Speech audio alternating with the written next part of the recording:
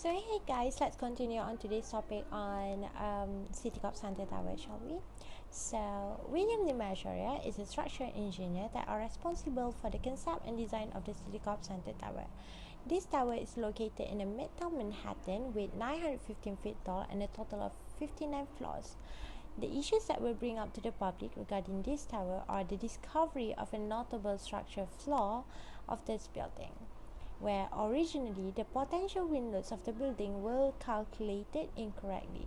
This was first discovered by an undergraduate student just like us of the Princeton University, Diana Hartley. Estimated, the building could be toppled by a 110 km per hour wind. It also has come to issue that they use bolted joint chevrons in the construction, which has lower resistance to the strong winds rather than the welded joint one, as it is lower in cost. As all of you know, ethics in engineering has advantages in making decisions for the profession, the engineering society, and individuals.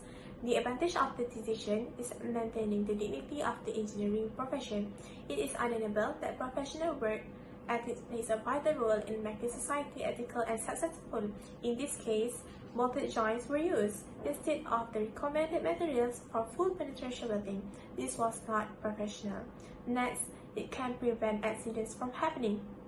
However, Lemessurier states that he did not examine the effects of quartering winds until after Citicorp Tower was occupied, and Lemessurier ignored the facts when he received a phone call and claimed that the building is not safe. As engineers, we must do something by putting the safety of the people first and not just being selfish. I think, in my engineering perspective, the cause of Lemessurier's action for not calculating the quartering wind effect could endanger the safety of people because the use of weaker and cheap bolted joint to the building that switch the support to mid-face could affect the quartering wind.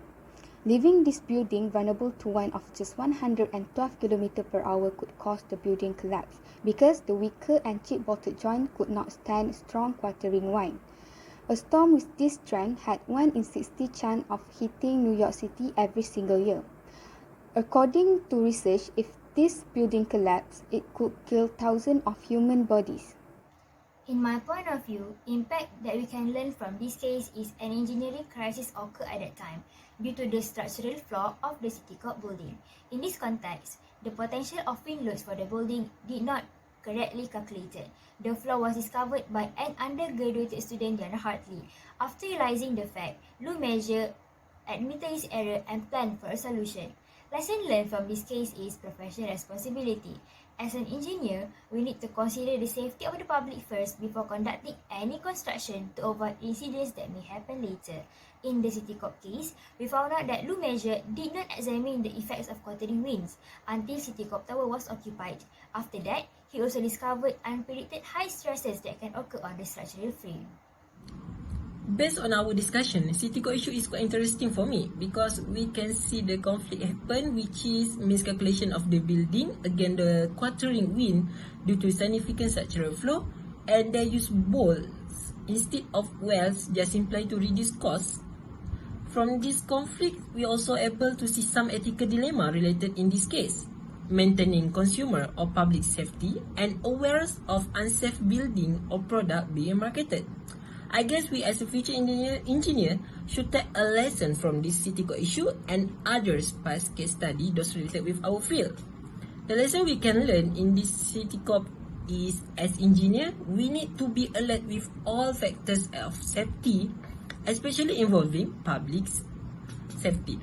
Okay guys, I think I need to go first since a few things need to be done. I hope we get more opportunity to discuss more issues in the future. Bye guys.